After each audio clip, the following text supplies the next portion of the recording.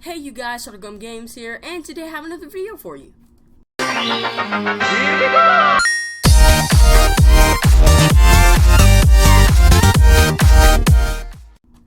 Today I will be showing you how to do my awesome 3D renders that I put in my banner, and then I put in my thumbnails, and then I put in my profile pictures, and basically everything that I use. So yeah.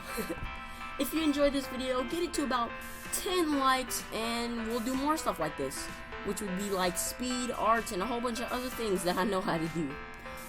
So basically what I start off with is I go into Cinema 4D and I open up my FMR 5.0, the Frost render with the Prez HD Inferno Crafter Lightroom.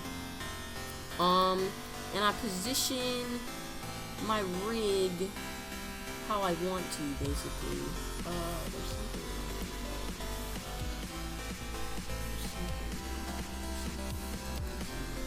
There we go. Alright, fix that. Yep, so basically I go here and I position him how I want to position him. So I guess we can have his arm like this, and then this one arm, I don't know. I guess maybe a pose I can do. I guess he's running. Let's say, no, I don't want to do that. Let's say he's holding his sword in the front. I don't know. Something with holding a sword. So I'm gonna move his leg. Oh, I don't know what I can do. I'm gonna move his legs just a little bit, so that they look separated just a bit.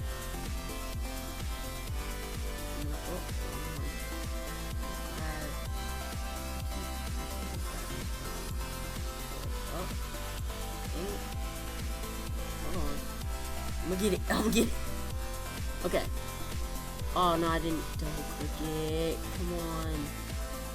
Why are you being this scrub? There we go. Alright. I'm gonna spread the legs just a little bit. And I'm gonna put this sword in his hand.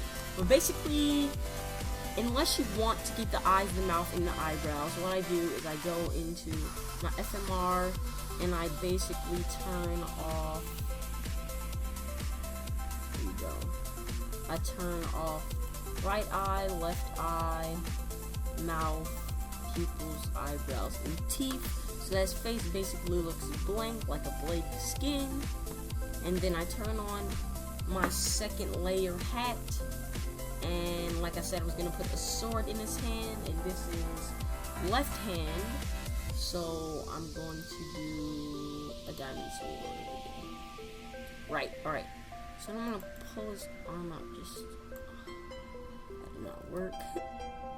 I'm gonna pull his arm out just a little bit, so the sword is not, like, enlarged in his body. And I'm actually gonna select the sword and move it up just a little bit. Alright, so now we have the sword and all, you know, his body selected or whatever, and put into the position that I want. So now that it's in that position, I'm going to go into this area here and actually change this. Hey you guys, I'm back and I have inserted the skin into my character here, and I've looked at it in render view and positioned it centered so that it came out pretty nice and you know, well rounded. I don't know what I'm trying to say here. It just looks really nice. As you can see, if we go ahead and render this up in render view, mine's kind of moves slow. Well, mine kind of moves slow. Proper grammar.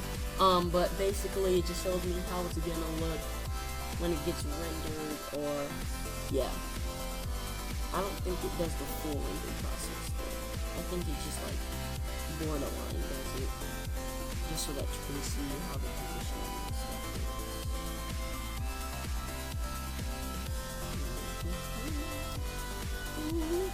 This to be done in a short second, guys. Almost there.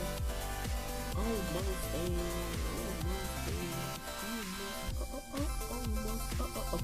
So that is basically how my guy's position will be.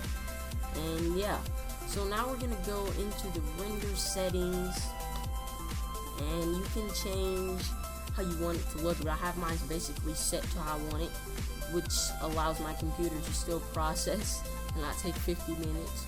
So I'm going to save this file. Alright guys, so I saved the file name, and now I'll get ready to save this.